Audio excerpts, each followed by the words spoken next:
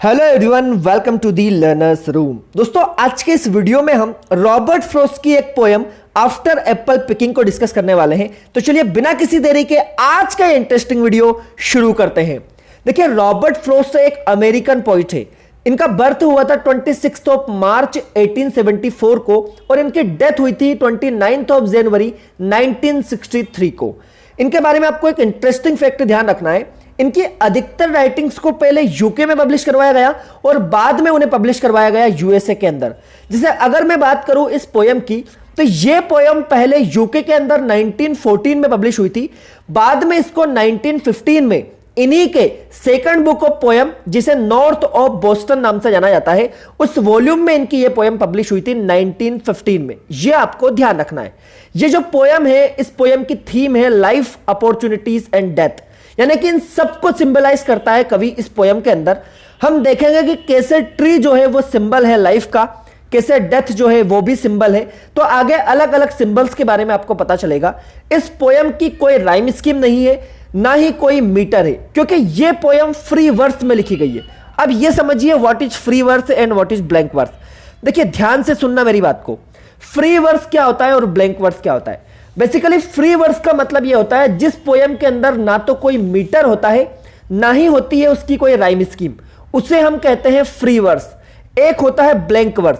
Blank verse में metre तो match करता है, लेकिन उसमें राइम स्कीम नहीं होती है ना, यानी कि अलग अलग स्टेंजा की अलग अलग राइम स्कीम रहेगी। राइम स्कीम बिल्कुल मैच नहीं करेगी, उसे हम कहते हैं ब्लैंक वर्स। और एक और होता है formal verse.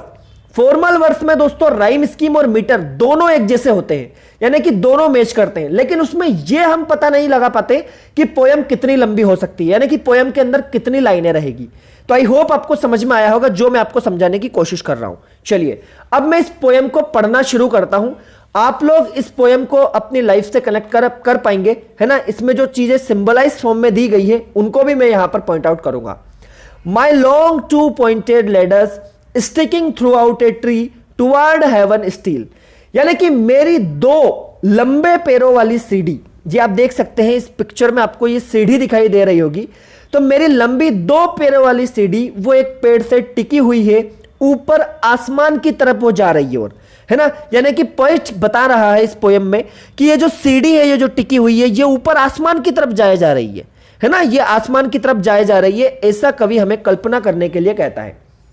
And there is a barrel that I didn't fill, और सीढ़ी के पास में एक पोट, एक बर्तन, ये आप देख सकते हैं यहां पर एक बर्तन रखा हुआ है जिसके अंदर सेवफल रखे हुए, तो इसे कवि ने बैरल कहा है। तो कवि कह रहा है कि इसी के पास में, सीढ़ी के पास में एक बैरल रखा हुआ है जो अभी भरा नहीं है एप्पल से। And there may be 2 or 3 apples I didn't pick upon some bough, but I am done with apple picking now, यानी कि कवि कह रहा है कि पूरे दिन से मैं जो है कि एप्पल जो है वो तोड़ रहा हूं, एप्पल पिक कर रहा हूं, लेकिन अभी भी शाम हो गई है, लेकिन अभी भी 2 या 3 पके हुए एप्पल लगे हुए हैं उस पेड़ पर। लेकिन स्पीकर ये बात कह रहा है कि अब मैं क्योंकि थक चुका हूं इस काम को करते करते, तो मैं अब इसे छोड़ रहा हूं, है ना, यानी कि बहुत हो गया बस आज के लिए, अब मैं उन एप्पल्स को नहीं तोड़ रहा हूं। नेक्स्ट आपका स्टेंजा आएगा, essence of winter sleep is on the night, the scent of apples I am drowsing off. Essence का मतलब होता है खुशबू, यानी कि विंटर की रात का समय था और मैं उसकी खुशबू को फील कर रहा था। किसकी खुशबू को, किसकी खुशबू की बात कर रहा है कवि यहां पर, विंटर की खुशबू, है ना, विंटर की essence. The scent of apples, और महक भी मैं सूंघ रहा था एप्पल्स की, यानी कि जब मैं वहां पर सो रहा था तो एप्पल्स की सेंट भी आ रही थी, महक भी आ रही थी। आई एम ड्राउजिंग ऑफ, और वहां पर मैं मदहोश हो रहा था, है ना। कवि कह रहा है आई कैन नॉट रब the strangeness from my site, यानी कि और मेरी आंखों के सामने जो स्ट्रेंजनेस आ रही थी, मैं अपनी आंखों को मसल के इस स्ट्रेंजनेस को दूर भी नहीं कर सकता था।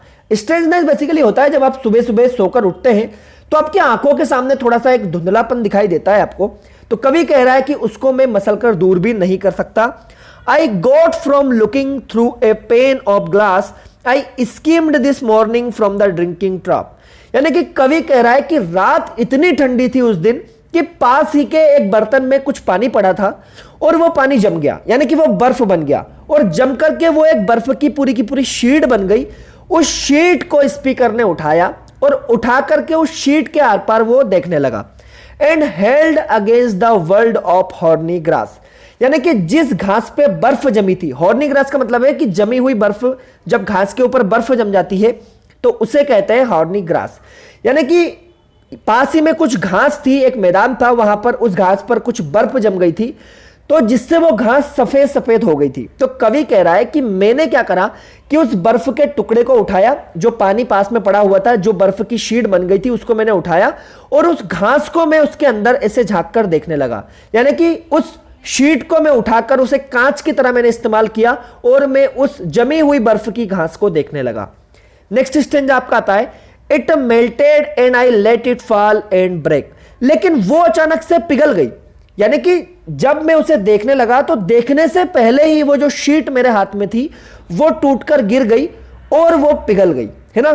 ठीक है, नेक्स्ट स्टेंजा है आपका, but I was well upon my way to sleep before it fell. यानी कि पोइट अपने सोने के रास्ते पर चल पड़ा, जब वो टूट गया उसके बाद वो सोने चला गया और वो अब सोना भी चाहता है। इसके आगे पोइट कहता है, upon my way to sleep before it fell and I could tell what from my dreaming was about to take, कि अगर मैं सोऊंगा तो अपने सपने में मैं क्या देखूंगा मुझे यह भी पता है। तो क्या देखेगा कवि, वो बताता है आगे की लाइनों में, मैग्निफाइड एप्पल्स, यानी कि बड़े बड़े सेब। कवि कह रहा है कि जब मैं सोऊंगा तो मैं मेरे सपने में बड़े बड़े सेब देखूंगा। अपीयर्स एंड डिसअपीयर्स, यानी कि जो कभी मेरे सामने आएंगे और कभी वो गायब हो जाएंगे। तो कवि ये सारी बात सपने में कर रहा है। कवि एक बेसिकली सपना देख रहा है, एक ड्रीम देख रहा है और उसी में ये सारी बात कर रहा है। Stem and blossom and every fleck of russet showing clear, यानी कि सेब का जो डंठल वाला हिस्सा होता है वो कवि की आंखों के सामने घूम रहा है और सेब पर जो लाल रंग के धब्बे लगे हुए वो उसे क्लियर दिखाई दे रहे हैं कवि को। My instep arch not only keeps the ache, it keeps the pressure of a ladder round, I feel the ladder sway as boughs bend. यानी कि कवि जिस सीढ़ी पर खड़ा हुआ है, जिस लेडर पर खड़ा हुआ है, तो वो अपने पैरों के तलवों में उस सीढ़ी के दर्द को महसूस कर सकता है। उस सीढ़ी से जो प्रेशर पड़ रहा है उसके पैरों पर वो उसे फील हो रहा है और इसके साथ साथ वो सीढ़ी पेड़ की टहनियों से इधर उधर झूल रही है। यानी कि सीढ़ी जिस टहनी से टिकी हुई है वो टहनी हवा के कारण हिल रही है और वो सीढ़ी झूल रही है जिस पर वो पॉइंट खड़ा है। And I keep hearing from the cellar bin the rumbling sound of load on load of apples coming in. कवि यहां पर कह रहा है कि मैं उस रंबलिंग साउंड को सुन पा रहा हूं जो एप्पल के उस बैरल में गिरने से आ रहा है। कवि बेसिकली क्या कर रहा है, एप्पल को तोड़ रहा है और उस बैरल के अंदर उनको रख रहा है, तो उससे एक साउंड आ रहा है, उसे कवि ने कहा है रंबलिंग साउंड, है ना। तो वो उसे सुन पा रहा है। For I have had too much of apples picking, I am overtired of the great harvest I myself desire. यानी कि कवि कह रहा है कि मैंने इस साल एप्पल की एक बहुत बड़ी फसल लगाई थी और जैसे कि मेरी इच्छा भी थी कि मैं इस साल बहुत सारे एप्पल्स उगाऊं, है ना, और उनको तोड़ूं, फिर मैं उनको मार्केट में बेचूंगा। तो मैंने वैसा ही किया, मैंने बहुत सारे एप्पल्स तोड़ भी लिए, लेकिन अब ये बहुत ज्यादा मैं थक चुका हूं क्योंकि उन एप्पल्स को तोड़ते तोड़ते, तो अब मैं बचे हुए एप्पल्स नहीं तोड़ना चाहता, यानी कि मैं अब सोना चाहता हूं। दोस्तों बेसिकली कवि कहना क्या चाहता है, देखिए कवि कहना चाहता है कि लाइफ में आप काम को करते रहते हैं, लेकिन एक समय ऐसा आता है जब आप बहुत थक जाते हैं, लेकिन तब भी आप उस काम को नहीं छोड़ते हैं, यानी कि तब भी आप चाहते हैं कि मैं उस काम को और करता रहूं। तो कवि बेसिकली अपनी लाइफ से उन एप्पल्स को ऐसे रिलेट कर रहा है। नेक्स्ट हम पढ़ते हैं, there were 10,000 fruits to touch, यानी कि अभी तो कम से कम 10,000 यानी कि हजारों एप्पल्स को तो मैंने टच भी नहीं किया, वो भी अभी मुझे तोड़ने हैं। अब देखिए कवि यहां पर क्या कर रहा है, कवि कह रहा है 10,000 है ना, यानी तो क्या कवि ने वहां पर एप्पल्स को गिन लिए क्या, नहीं गिने हैं, तो वो हाइपरबले फिगर ऑफ स्पीच का यूज कर रहा है। फिगर ऑफ स्पीच में आपको लास्ट में बताऊंगा इन लाइनों में कहां कहां पर यूज हुआ है। Cherish in hand lift down and not let fall, और बड़े प्यार से मैं उन सारे के सारे एप्पल्स को पकड़कर नीचे रखूंगा और मैं उन्हें गिरने नहीं दूंगा, उन्हें गिरने नहीं देना है ना, क्योंकि अगर वो गिर गए तो मार्केट में उनकी वैल्यू कम हो जाएगी। For all that struck the earth no matter if not bruised or spiked with stubble went surely to the cider apple heap as of no worth. यानी कि कवि कह रहा है कि उन एप्पल्स को मैं बड़े प्यार से पकड़ूंगा, प्यार से उनको मैं नीचे रखूंगा, उनको मैं गिरने नहीं दूंगा। क्योंकि मान लो अगर वो नीचे गिर गए और जमीन से टकरा गए, तो अगर उनको कुछ नहीं हुआ, कुछ नहीं बिगड़ा, तब तो ठीक है। लेकिन अगर वो नीचे गिर गए और उनमें कांटे लग गए तो उनकी वैल्यू कम हो जाएगी, है ना। ये एप्पल एकदम परफेक्ट कंडीशन में होना चाहिए, ऐसा कवि का मानना है। कवि कह रहा है कि अगर एप्पल परफेक्ट कंडीशन में नहीं रहेगा तो फिर उन एप्पल्स को साइडर एप्पल हीप, देखिए ये होता है बेसिकली जहां पर एप्पल्स का जूस बनाया जाता है, तो वहां पर उनको बेचना पड़ेगा। और जब मैं वहां पर उन एप्पल्स को बेचूंगा तो उनका मुझे कम दाम आएगा, ऐसा कवि का मानना है। One can see what will trouble this sleep of mine, whatever sleep it is. कवि बेसिकली कह रहा है कि कोई भी देख सकता है कि ये नींद मुझे कितना डिस्टर्ब कर रही है ना। Where he not gone, the woodchuck could say whether it is like his long sleep as I described its coming on or just some human sleep. यानी कि कवि कह रहा है कि मुझे ये नींद बहुत ज्यादा परेशान कर रही है, और जिस भी तरह की ये नींद है जो मुझे परेशान कर रही है, अगर वो वुडचक यहां होता तो मुझे पता चल जाता कि ये किस तरह की नींद है। अब ये वुडचक कौन है? वुडचक बेसिकली दोस्तों एक कीड़ा होता है ना, तो ये पूरे विंटर सोता ही रहता है। तो इसीलिए जो है कि अगर वुडचक होता तो वो कवि को बता देता कि ये किस टाइप की नींद है, मतलब कि ये एक लंबी नींद है या फिर एक नॉर्मल ह्यूमंस को जो नींद आती है वो नींद है। तो बेसिकली इन लाइंस का मतलब आपको आई होप समझ में आया होगा। चलिए अब हम इस पूरी की पूरी पोयम की थीम को डिस्कस करते हैं। देखिए ध्यान से सुनना दोस्तों, ये जो पोयम है ये जब लिखी गई तो कवि कह रहा है कि अनफिनिश्ड वर्क इसकी एक थीम है, और है भी। देखिए काम कभी भी खत्म नहीं होता, ह्यूमन लाइफ चलती रहती है, रोटेशन चलता रहता है। हम सोचते हैं कि आज बस इतना काम कर लें, कल फिर हमें नहीं करना पड़ेगा, लेकिन कल और कुछ काम आ जाता है। तो अनफिनिश्ड वर्क रहता है, हमेशा काम खत्म कभी नहीं होता। और अनफुलफिल्ड डिजायर, और व्यक्ति की इच्छाएं भी कभी नहीं मरती है। व्यक्ति को जितना मिलता है वो उससे ज्यादा पाने की सोचता है, और इसी लालच में उसकी जो डिजायर्स है, उसकी जो इच्छा शक्ति है, वो हमेशा अनफुलफिल्ड रह जाती है। तो basically after apple picking is a thematic poem, है ना, क्योंकि इसमें दो अलग अलग थीम को हमने डिस्कस किया है ना। तो ये पूरी की पूरी थीमेटिक पोयम है जिसके अंदर इमेजरी का यूज हुआ है। कवि ने बहुत सारी चीजों को सिंबलाइज किया है। Every image and the object mention in the poem is actually a symbol that reflecting and symbolising different things and ideas. अब आप देखिए कि कैसे सिंबल करते हैं अलग अलग चीज। इस पोयम के अंदर जिस ट्री की बात की है, एप्पल का जो ट्री है वो है हमारे लाइफ, और जो सीढ़ी है लेडर, ये है स्टेजेस ऑफ लाइफ। जैसे कि ह्यूमन के लाइफ में अलग अलग स्टेजेस रहती है। पहले उसका जन्म होता है, फिर धीरे धीरे वो बड़ा होता है, फिर स्कूल जाता है, फिर कॉलेज जाता है ना, फिर उसकी जॉब लगती है, या अदर वेरियस जो स्टेजेस होती है, उन लाइफ की अलग अलग स्टेजेस को इस लेडर के माध्यम से दिखाया गया है। स्लीप को यहां पर सिंबलाइज किया है डेथ से, एप्पल्स को सिंबलाइज किया है अपॉर्चुनिटीज से, ड्रीम्स को सिंबलाइज किया है लाइफ के बाद क्या जिंदगी होगी, है ना। और इन स्टेप एच ये क्या होता है, तो बेसिकली जो पैर के तलवों में जो दर्द हो रहा था कवि को, तो उसे सिंबलाइज किया है पेन से, है ना। तो ये आपको सिंबल्स ध्यान रखने हैं। देखिए लाइफ के अंदर हमें बार बार अलग अलग अपॉर्चुनिटीज मिलती रहती है, लेकिन जरूरत है तो हमें उन अपॉर्चुनिटीज को पहचानने की। हम कभी कभी उन अपॉर्चुनिटीज को पहचान नहीं पाते हैं, है ना। और ऐसा कहा जाता है कि अपॉर्चुनिटीज के पीछे बाल नहीं होते, उनके बस आगे बाल होते हैं। यानी कि वो जब आंखें से हमें अच्छे से दिखाई देती है तब हमें उसकी अहमियत नहीं रहती है, और जब अपॉर्चुनिटीज जाने लगती है तब हम उसे पकड़ने की कोशिश करते हैं। लेकिन जैसा कि मैंने आपको बताया कि अपॉर्चुनिटीज के पीछे बाल नहीं होते, पीछे से वो गंजी होती है ना, हेयरलेस होती है, तो हम पकड़ नहीं पाते हैं उसको।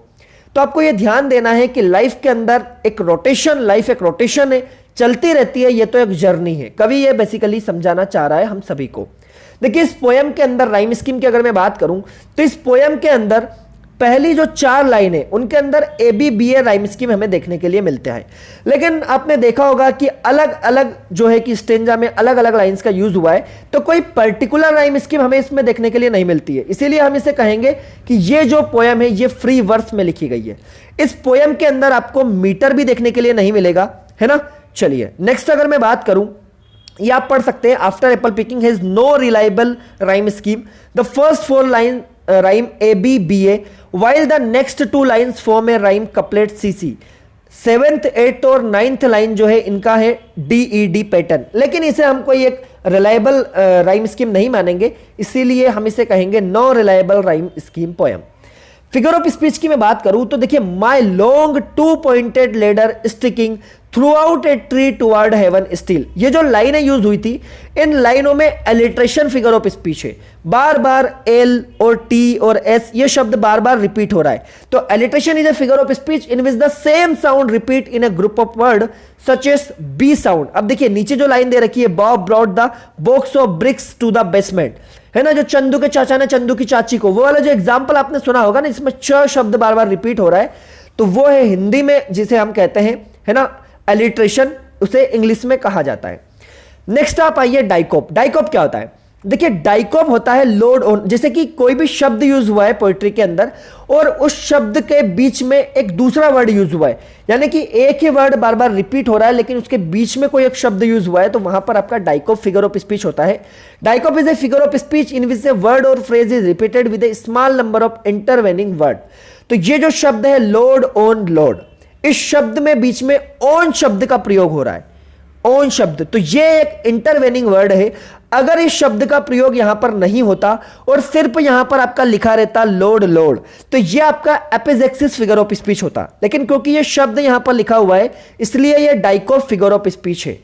नेक्स्ट आइए मेटाफर। अब देखिए इसमें एक शब्द यूज हुआ है, इसमें एक लाइन में ए पेन ऑफ ग्लास, है ना, तो ये बेसिकली मेटाफर है, ये रिप्रेजेंट कर रहा है, क्योंकि देखिए जो बर्फ जो वहां पर जमी थी, तो कवि यहां पर क्या कह रहा था, कवि कह रहा था कि ग्लास में पानी पड़ा था जिसके ऊपर बर्फ की शीट जम गई, जबकि आप खुद बता सकते हैं कि पानी जो है उसके ऊपर बर्फ की शीट कैसे जम सकती है, यानी कि या तो पूरा का पूरा पानी जमा होगा, है ना, तो यहां पर मेटाफर का कवि ने यूज किया है। नेक्स्ट है एपिजेक्सिस। देखिए एपिजेक्सिस फिगर ऑफ स्पीच जो मैंने आपको लास्ट में अभी बताया था कि जहां पर दो रिपीटेड शब्द एक साथ यूज हो वहां पर आपका एपिजेक्सिस फिगर ऑफ स्पीच रहता है, लेकिन अगर उनके बीच में एक इंटरवेनिंग वर्ड आ जाता है तो वहां पर डाइकोप फिगर ऑफ स्पीच होता है। तो यहां पर इसमें आप देख सकते हैं इन लास्ट की लाइन में कवि ने एक लाइन यूज की है, ये आप देख सकते हैं इस स्टेंजा के अंदर, Then there were 10,000 fruits to touch। अब इस लाइन में हाइपरबोले फिगर ऑफ स्पीच तो है ही, लेकिन साथ में यहां पर एपिजेक्सिस फिगर ऑफ स्पीच भी है, क्योंकि देखिए थाउजेंड ये दो शब्द बार बार एक साथ रिपीट आए हैं, ये शब्द रिपीट हुए हैं, इनके बीच में कोई सा भी एक इंटरवेनिंग शब्द नहीं है, तो इसीलिए ये हो जाएंगे आपके एपिजेक्सिस फिगर ऑफ स्पीच। नेक्स्ट अगर मैं बात करूं, ये देखिए यहां पर मैंने क्लियर मेंशन भी कर रखा है। नेक्स्ट असोनेंस और कॉन्सोनेंस, तो ये तो आपको ढेर सारे देखने के लिए मिलेंगे, है ना। असोनेंस जहां पर ववेल साउंड रिपीट हो और कॉन्सोनेंस जहां पर कॉन्सोनेंस साउंड रिपीट हो। तो आई होप दोस्तों आपको ये लेक्चर समझ में आया होगा। दोस्तों अगर आप लाइफ में सिर्फ एक बार एमपीटेट ग्रेड 1 की प्रिपरेशन अच्छे से करना चाहते हैं प्रॉपर नोट्स के साथ, तो आप परचेज कर सकते हैं हमारे ये नोट्स, जो कि मात्र अवेलेबल है 299 रुपीज में। ज्यादा जानकारी के लिए आप स्क्रीन पर दिए गए नंबर पर कांटेक्ट कर सकते हैं। दोस्तों अगर आपको यह वीडियो पसंद आता है तो प्लीज इस वीडियो को लाइक कीजिए, आप हमारे चैनल को सब्सक्राइब कीजिए और आप नोटिफिकेशन की बेल आइकन को भी दबा लीजिए ताकि लेटेस्ट वीडियो का नोटिफिकेशन आप तक सबसे पहले पहुंचे। चलिए मिलते हैं अब एक नए वीडियो में, तब तक ख्याल रखिए अपना।